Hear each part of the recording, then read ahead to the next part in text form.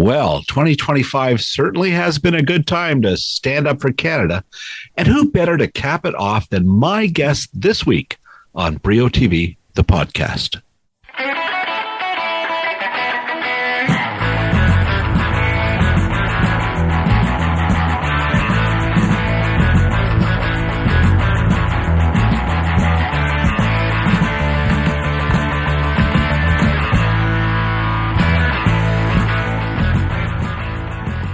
Hi there, everybody. Thanks for joining me. I'm Bill Brio, and I've been interviewing Rick Mercer since back in the 90s when he broke out as one of the four satirical snipers at the dawn of This Hour Has 22 Minutes.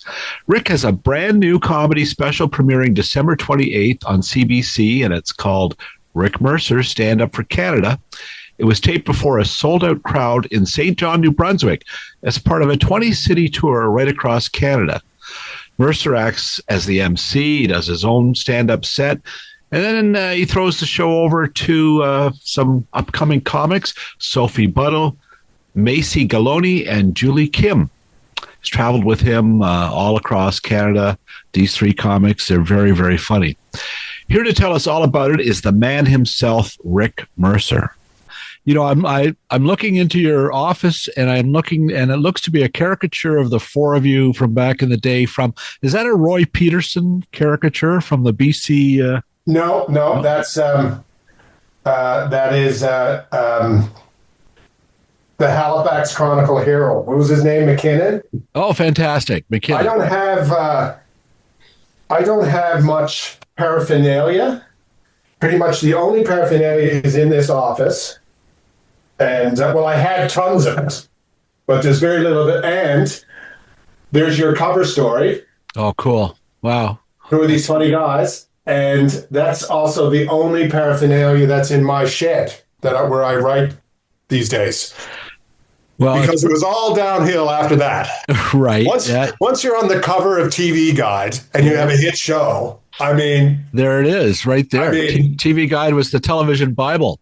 You know, your mind is blown, and it's been lots of great things since, but that was certainly a big one. That was a fun trip for me, that's for sure, meeting you then and your colleagues. And I admire when you write from your shed, you look out over the Atlantic, I believe, right? You've got this tremendous view. I certainly do. That's got to ground you, right? I mean, I'm the good fortune of my dad built a cottage on Lake Huron years ago, and it's not the Atlantic, but it's Lake Huron. Sure. And you look at that, you look at that horizon, and none of it's man-made, and it places you in a way that's unique, doesn't it? Yeah, I grew up in Newfoundland. I obviously grew up near the ocean, but I never grew up what we call around the bay, like in rural Newfoundland. And but now I do have a place there, and it does look at the ocean, and I've got the whales, and I've got the eagles, and I've got the capelin rolling, and I've got a beach, and yeah, it's totally grounding, and it became my happy place. I built it for my parents because my parents had a little tiny cabin there. My father built it a long time ago, him and his brother. It was 8 feet by 11 feet, which was the largest building you could build and never pay taxes. Right. Perfect. They had that for a very long time, and then eventually it was beyond repair. And so I decided to build a little place for my parents, and I didn't really think it was for me, and I didn't know if I would like spending much time there, but it's totally my happy place. And now it's ridiculous. Now I have, potatoes and carrots and onions and garlic, and I just had 3 new beds delivered. So I'm going to grow more tomatoes last year, double my potatoes. Like that's part of my life now. That's fantastic. I didn't see that coming. No. Well, good for you. That's awesome. And you're just back. The special we're going to be talking about here airs on December 28th on CBC at 9 p.m. And this is Rick Mercer Stand Up for Canada. So this is the last show you did. I think 28 of these shows across Canada. This was the last one in New Brunswick, right? It wasn't the last one, but it was. It was in the final run. That's for sure. I think maybe you're right. No. We wrapped up in St. John's, Newfoundland. So after New Brunswick, there was a few more shows. Yeah, but it was near the end. The show was ready. All right. So you're just playing off that St. John's confusion thing, I think. Yeah. Right? Yeah, absolutely. But it's a beautiful theater. And it was just, one of the most beautiful theaters I've ever worked in. And I've worked in a lot of them. Wow. So explain, this is a huge country to do 28 shows, 20 different cities across Canada. You've gone back and forth to Canada for many years, I know, on different things, but what was this tour like for you? Well, I loved it because it was a bit like Old Home Week. I mean, as you know, I had a job that saw me traveling nonstop. Yes. But not touring. Touring is different. Yeah. But it was a bit like that because I have, I have coffee shops I like and restaurants I like in every city across the country because of all those years of traveling. So I miss not getting to Victoria. I miss not getting to Calgary and Edmonton. And so it was great to do that. But it was also a whirlwind. The people who plan these things, if to make a tour efficient, they don't like to see the performers sleeping or resting or having a day off or any of that stuff. It's just go, go, go, go, go. So it's travel, perform, pretty much right across the country. But I was also reminded that I'm good at that. Like I'm good at traveling. That's right. That's true. I did it for a long time. Mm-hmm. So it was good. It was great to get out. And you got folks in on the planning of this. I understand Bruce Hills from Just for Laughs, right? Bruce Hills. And all of my national tours have always been with Just for Laughs. Mm-hmm. And, they went through a transition where they essentially ceased to exist in the same capacity. And I'm a big, dance with the guy that brung you person. And Bruce Hills was always my guy at Just for Laughs. And so he's producing this show and he put it all together. And I was thrilled that, we could do that together. Yeah. Bruce certainly knows what he's doing. Are we going to see, I have friends who live in Montreal. There's a little glimmer of Just for Laughs happening. Was there last year. Is it going to be, do you know if it's going to be back in full throat by next year? Do you know any insight on that? I don't know anything about I don't know anything about that, but I do know that I've talked to comedians that played Just for Laughs this summer, and they had a really good time, and they felt like it was in a good place. Obviously, I mean, Just for Laughs had such a massive footprint on Montreal, as you know. Yeah. I mean, it was massive. It was hard, even after seeing it multiple times. Every time I was there, I was always like, "How is this a comedy festival?" It was everywhere, and it permeated, and the street performers and the. It just like the buses are in on it, like the public transit is part. It's all Just for Laughs, Just for Laughs. And so it must have been a huge blow to the city and the province to see that happen to them. But you take Just for Laughs. I'm sorry, Rick. But you take Just for Laughs out of Montreal, and you're just left with road cones, aren't you? It's just it's just construction. It was pretty massive, and Bruce was a big part of that, of course. So he knows what he's doing. Yeah. Yeah, no kidding. And Rick will be right back after this message.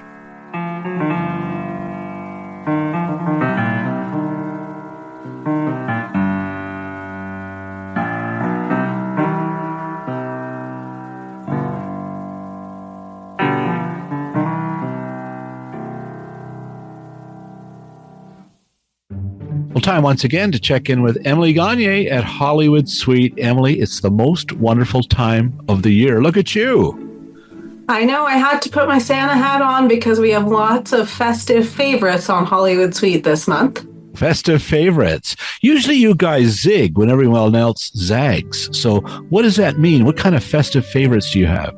We have a lot of modern festive favorites, like something like The Holiday, which is like one of our number one movies every year. People love it. But like The Family Stone, which has the late, great Diane Keaton in it. Or, my personal favorite, the Jim Carrey version of How the Grinch Stole Christmas. You like that one the best? I don't know if it's the best, but I like it. You know what I mean? Well, I'm waiting for the Family Sly Stone Christmas. I think that would be awesome. I would definitely watch that, and I would push for us to get it on Hollywood Suite for sure. Okay, great. What else do you have? Anything else you want to promote for December?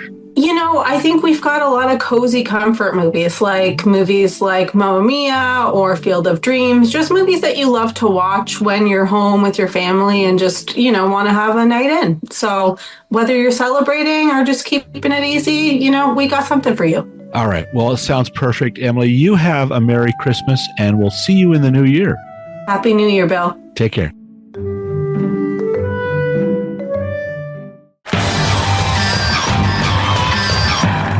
Back again with Rick Mercer. Well, let's talk about this show. I love your announcer right off the top. I understand this voice rang out on every venue.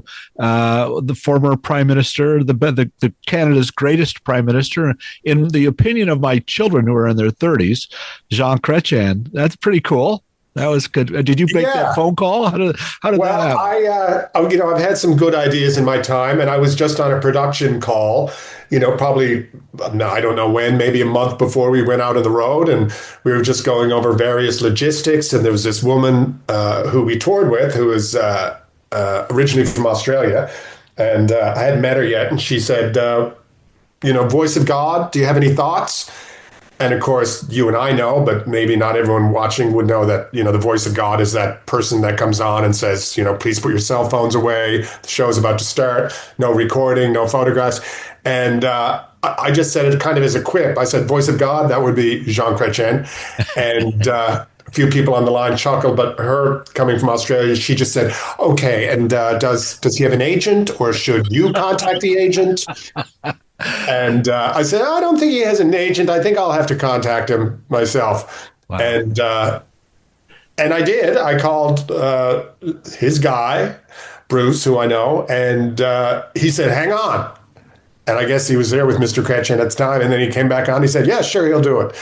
And that's fantastic. I happened to be in Ottawa the next week, so I went over and went to his house and recorded it. And he gave me coffee, and we talked politics for like an hour and a half. Oh, that's fantastic. For me, that's a great day. No kidding. I love, too, your joke that he's also the head of security. Yeah. He'll choke anyone who gets out of line. And then you got and he's in phenomenal shape. Like, I'll tell you, that day when we had coffee, he told me, I couldn't tell anyone because they don't advertise these things, he was getting ready to go to Ukraine.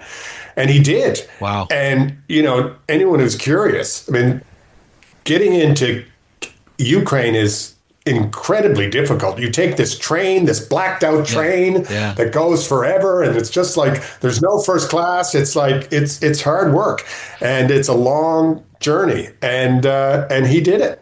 I talked to Dave Thomas. I did a podcast with Dave Thomas. He went to Ukraine. Same thing. He told me how getting in and out was.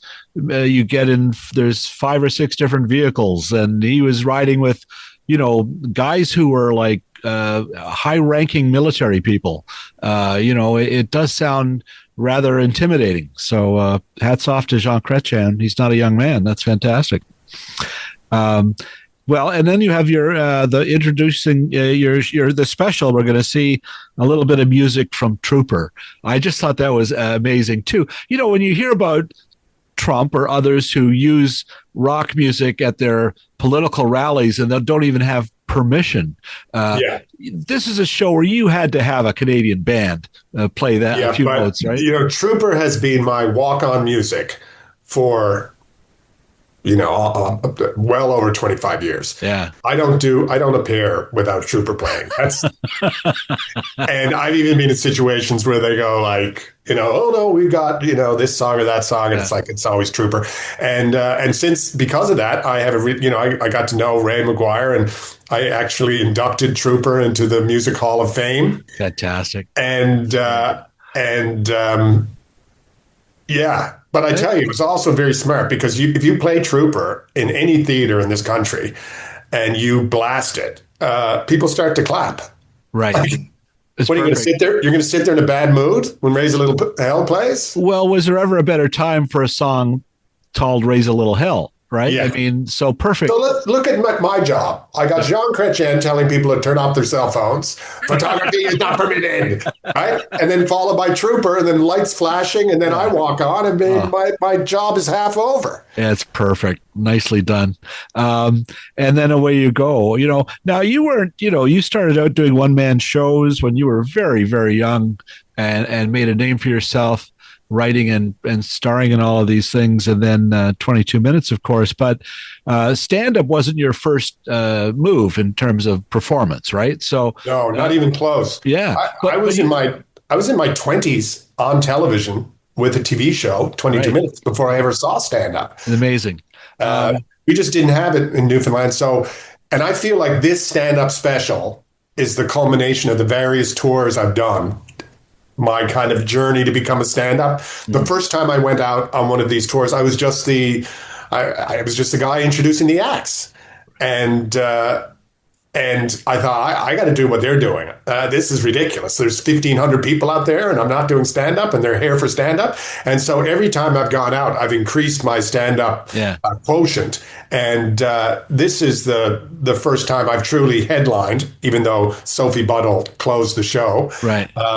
But I do, I would do 40 minutes a night. And wow. Yeah, it was a big impressive. leap. Yeah. It was a big leap. Good for you. And you look like you're really comfortable on your feet out there. You stride out and have a lot of fun at your own expense, at Canada's expense. Is it a good time? Is it fun? Is it work? It's a great time. Yeah. And like I say, I was in my 20s when I first saw stand-up, and I don't think this is insightful at all, but we've all seen that empty stage with the microphone and the stool and the bottle of water, and there's nothing else. There is no net. So it's not like years of television when I'm in the studio and I've got a teleprompter in front of me and I've got the lights and I've got the makeup. Yeah. Then I do sketches, and we have sets and we have wardrobe, and you have other comedians, and it's just you out there, and it's a completely different art form, if you want to call it that, than anything that I'm used to doing. So yeah, it's great. And I actually surprised myself this time. I put the work in because I'm a bit of a procrastinator, Bill. Mm-hmm. But all summer in Newfoundland, I would go downtown to open mics and just work the stuff. And some of those open mics, they're very glamorous. You might have 12 or 14 people, 3 or 4 that are paying attention.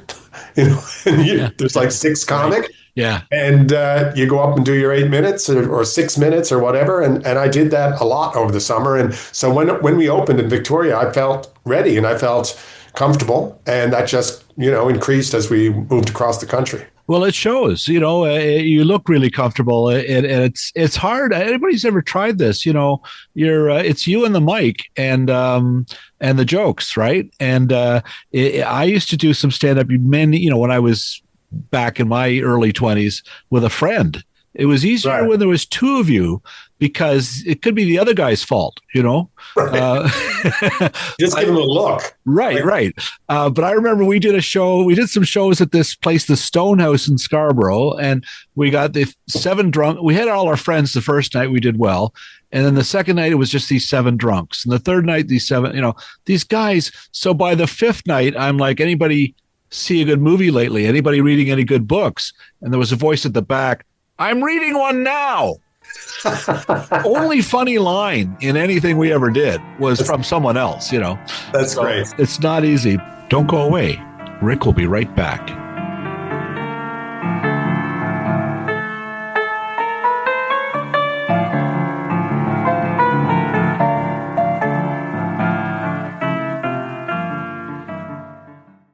Christmas arrives in style this season on Super Channel Heart and Home.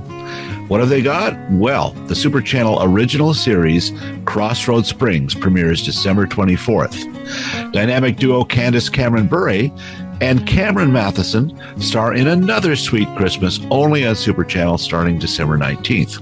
This year's holiday lineup features 8 Canadian premieres starring fan favorites Carson Kressley, Kim Johnson-Herjavec, Melissa Melotti, Paul Green, Daniel Lissing, and many more. The all-Canadian streaming service offers viewers exceptional entertainment value, uncut and commercial-free, with 4 diverse channels, Super Channel Fuse, Heart and Home, Vault, and Quest, plus access where available to Super Channel On Demand. Where can you get it? Well, from most cable providers across the country. So, hang some mistletoe and sign up today.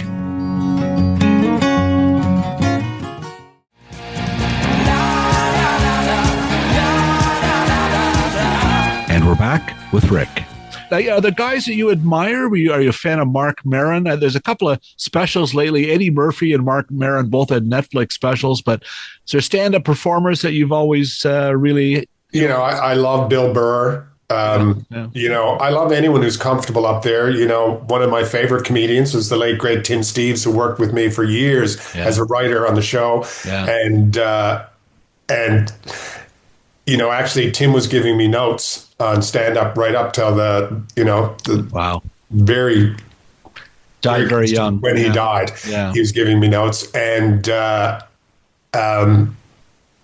part of my reticence to do stand-up was that I knew people like him that were so good that would just destroy. That's all they ever did, was just go out on stage and destroy. Yeah. And so that made it even more intimidating. So, Tim wasn't around to see this special, but he was always someone that I admired, certainly.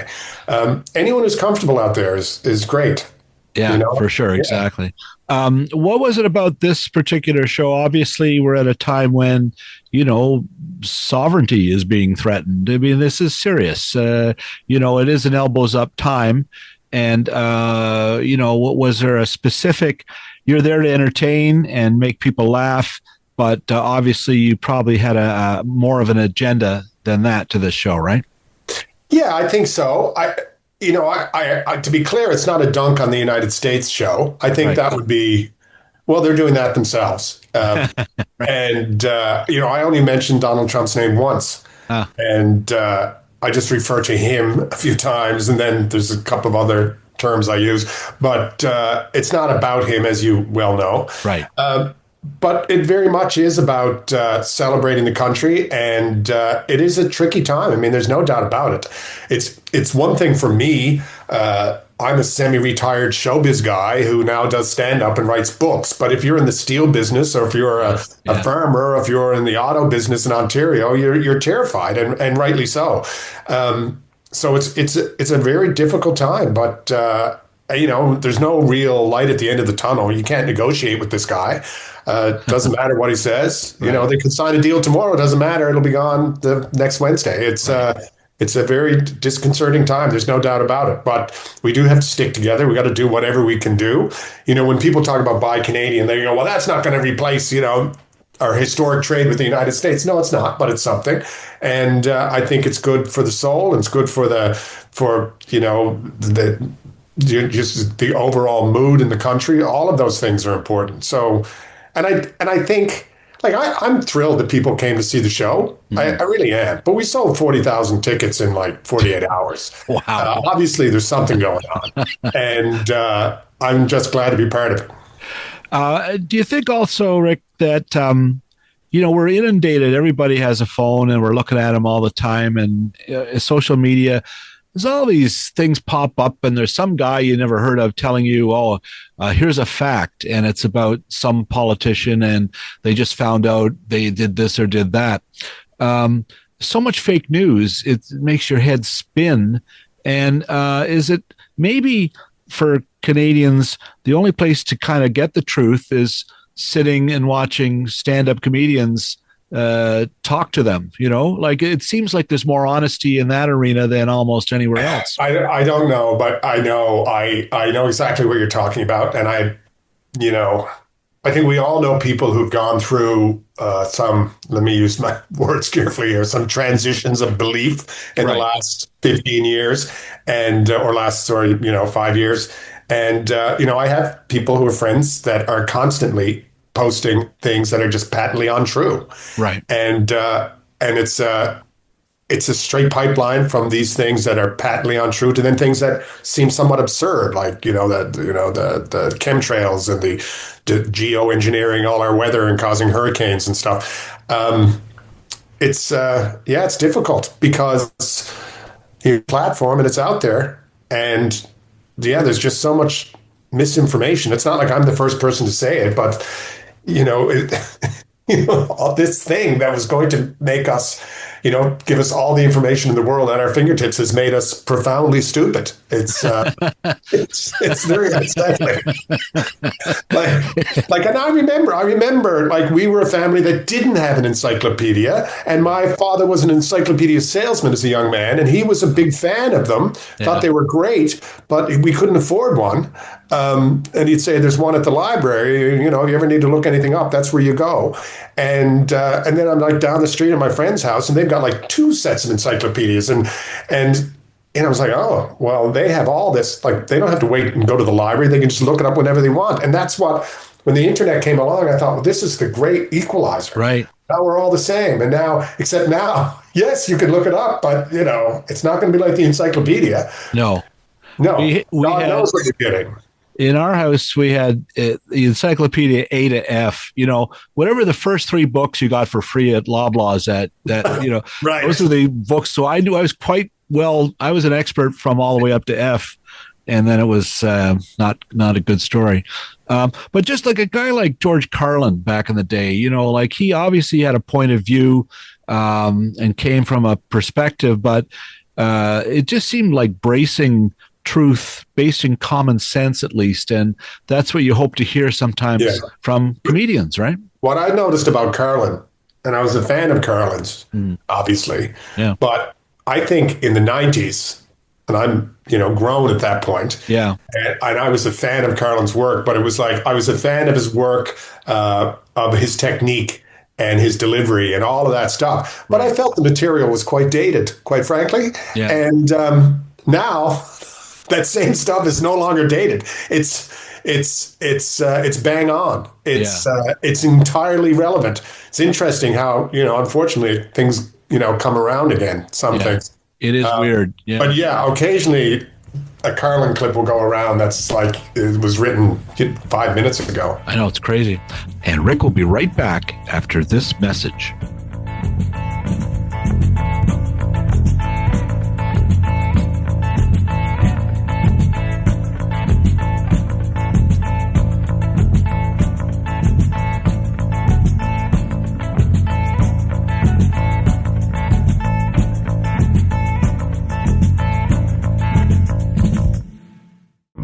Okay, so we all know that there's a mountain of entertainment on Paramount Plus, but what's on top of the mountain this month? Well, the big news is that Billy Bob Thornton returns as oil-soaked rig fixer Tommy Norris in Season 2 of Landman. The 10 new episodes features Demi Moore as Norris's new lady boss and Sam Elliott as his daddy pops. Besides more Landman, this December kicks off with a bang as Mission Impossible: The Final Reckoning lands on the platform, along with every other Mission Impossible film in the entire series. Paramount Plus is also bringing plenty of seasonal favorites, including Scrooged, Rock and Roll Christmas, Double Holiday, and Mistletoe and Menorahs. And don't forget about Pluto TV. They'll be streaming holiday favorites all month long, including seasonal episodes of TV shows such as South Park and Cheers. And unlike everything else about the holidays, everything on Pluto TV is completely free.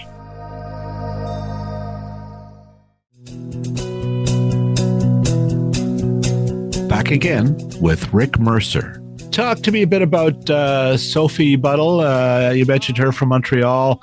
You have a couple other great comedians there. Mayce Galoni from Hamilton. Yeah. And Julie Kim. How did you come to assemble these 3 for this show? Well, Sophie is a tour that I did 2 or 3 tours ago. Right. We opened in St. John's, Newfoundland, and Deborah DiGiovanni was on the road with me, who's a brilliant comedian. Very funny. And 24 hours before we opened, Deborah said, I can't leave the States. My lawyer is telling me not to leave the States because she was in the middle of her green card application. Wow. And she had to be available. And she was on the bill. And we needed someone. And Bruce Hills said, well, there's this woman in the writer's room at 22 Minutes in Halifax. And I've seen her, and she's quite funny. And I was like, can you send me some clips? And he's like, there is no clips. There's no clips. Like, she does stand up in clubs in Ottawa. She's very young. And I said, okay. And she came and she just took the roof off the joint. This is someone who's only ever played clubs, took the roof off 1,200 seats. They loved her. And then we kept her on the tour right across the country. And she's from Ottawa. I got to see her in Ottawa. We played for 3,000. And I watched her walk out on stage in her hometown in front of 3,000 people and just kill. Cool as a cucumber, just so funny. And I just adore her. And now she does Kimmel, she does all those shows, and every weekend she's working at serious venue in the States. She's a superstar. So I was thrilled to have her back as the headliner. And Mayce Galoni is her fiance. He opens for her all over the place. He's very funny. And Julie Kim is just a powerhouse. She's originally from Toronto, based out of Vancouver, and very funny, strong woman. Elicits a huge reaction in the room. I was just really lucky. And for me, it was a thrill because, I'm the old guy who picks up dinner, but they have more stand-up experience than I do, and so I was learning from them. It's great. That's awesome. I can't imagine that he's her fiance, Macy, and that's got to be a tough room with two comedians. Yeah, but I would, if I was laying money, I'd say they're going to make it because they're a lovely couple, and That's he's awesome. so happy for her success. It's just, and he just stands at the side of the stage and watches her every night, and she's the same way. And what's really funny is, Mayce goes out and he's like this nerdy guy, and he makes jokes about how when I met my girlfriend, I thought she was the most beautiful woman I'd ever seen, and when she met me, turns out she thought I was autistic, and he's kind of that guy. And he talks about the girlfriend stuff, and there's a joke about a pregnancy scare that happened one time, and anyway, the audience loves him. Yeah. And then I come out and do some stuff, and then Julie comes out and does some stuff, and then Sophie comes on as the star, and then Sophie's this beautiful woman, and she's out there, she's killing, and then she starts talking about her boyfriend, and she says, well, he's on the show. He's the guy who decided to wear jeans and sneakers in this beautiful theater earlier tonight. And then you can see the audience go, hang on, he's with her? That's funny. And then there's like this reverse goodwill. They're so excited. That's not good. Just to put it a little bit mildly, perhaps it appears like he's punching above his weight. It's just a really wonderful thing to see them work together that way, but yet apart. It's great. As you talk, I'm thinking of there's a documentary now Ben Stiller has made about his parents, Stiller and Mira, right? Comedy team way back in the Ed Sullivan days, and they sound like these two. They should perform together. Well, I think he opens for her a lot in the States, and he has a special, by the way, live at the Blue Grotto, I believe. Okay. That is great fun that people should look up. I hope I got that right or close. Yeah. Oh, yeah, they're great. They certainly are a great duo to sit down and have a cup of coffee with. I bet. Lunch, not so much, because one's lactose intolerant and one's I don't know, whatever you call it, non-dairy. So, They're going to make two different meals. Oh, well. Yeah. Just last time we spoke, I saw you out in St. John's on the set of Son of a Critch. Yeah. Did you at that point, you had bought the station, your character. Are you making more appearances on that show? According to Mark, I don't ask. And if it comes, if it happens, it happens. But when I see Mark a fair bit, of course, we're like two old guys. We walk around the lake together. Nice. We send each other, do you want to go walk around the lake? We walk around the lake and we discuss, politics and stuff. And then every now and then he says, I got an episode where you rent an apartment and no one, blah, blah, blah. And I got an episode where you open a new radio station. And so we'll see. That's funny. Always thinking. Do you watch much television? Do you have favorite shows, or is there stuff you're into now? Gee whiz. What am I watching these days? I can't think off the top of my head. I'm watching Landman. Yeah, me too. Pretty intense. Couple of Canadians on there. Good old Colm Feore's on there. Yeah, and the young lady who's the lawyer who was. Is she? Yes. Yeah. Oh, okay. Yeah. I was watching Tulsa Kings. Yeah. All the right-wing shows. Also, all the Paramount Plus shows. Sylvester Stallone. Well, yeah. Pretty frightening, Rick, that Netflix apparently is trying to buy HBO and Warner's for $82 billion. I think there was another offer made today. There has been. Yeah. No kidding. The Paramount wants in. It just like makes a hostile takeover. Like, that's a big hostile takeover. Ever see the movie Barbarians at the Gate with James Gardner? I don't think I have. No. Oh my God. No. My God. It's so good. It's such a good movie. And James Gardner is so good. And it was about one of those, a minuscule deal now, but one of these reverse takeovers of a massive company. And then these guys chop them up and sell them off for bits. But it's about a deal. The biggest deal in Wall Street history at the time. RJR Nabisco. The takeover, RJR Nabisco. And this Canadian guy with like a grade 10 education, played by James Gardner, does the deal. And it's a great movie. But I can only imagine. I mean, I can't imagine. Actually, I can't wrap my head around it at all, the size of these deals. But it makes you wonder, like, if that's where we're at, how much would it cost to buy CBC? How much would it cost to buy Canada? How much, it looks like there's a price on anything now. And that's if they sell the CBC or close the CBC, if a future government closes the CBC, that'll be the first thing that will happen is, who will buy the Archive of Canada since the opening of the CBC. Yeah. My guess is the future government, if they were hostile enough to the public broadcaster that they would sell the public broadcaster, they probably wouldn't want to spend the money to maintain the archive and all that Joni Mitchell material. So someone will buy it. Well, look, I've been in that archive and even did a podcast about it. It's the best archive of any network in North America. Like, they really did an amazing job keeping and preserving, and hats off to them. And I hope that someday that it's protected for future generations for sure. I don't feel confident. No, I don't either. I don't feel confident that there'd be much interest in that, unfortunately. But my neighbors in Brampton always said, why can't we watch Don Messer's Jubilee reruns anymore? And I'm like, well, it's hard, but we can walk down there and see if we can thread up a projector. Well, I ask the same things. I think there's a lot of reasons why, but I believe, there's got to be a way forward. Why can't we watch Codco? Why can't we watch Kids in the Hall? Why can't we watch Traders? I was thinking the other day, Paul Gross made 2 incredible miniseries, political thriller miniseries, H2O and a sequel. Why can't I watch that? Right. In regional, I spent an awful lot of time looking at things that were made in Newfoundland in the 70s and 80s at CBC when they made things in Newfoundland. And, I always love doing it, but it infuriates me because we just don't do that anymore. But I wish we could watch it. Yeah, why not? Okay, well, me too, hopefully. Listen, let's tell everybody again, December 28th, 9 p.m. CBC, Rick Mercer Stand Up for Canada.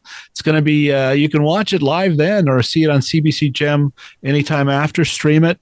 Rick, it's fantastic. You can stream it on your watch. Yes, you can if you have the right watch. That's for sure. Always a pleasure to talk to you, and thank you very much for taking some time today. And hope to see you again soon. Thank you. Thanks, Bill. Cheers.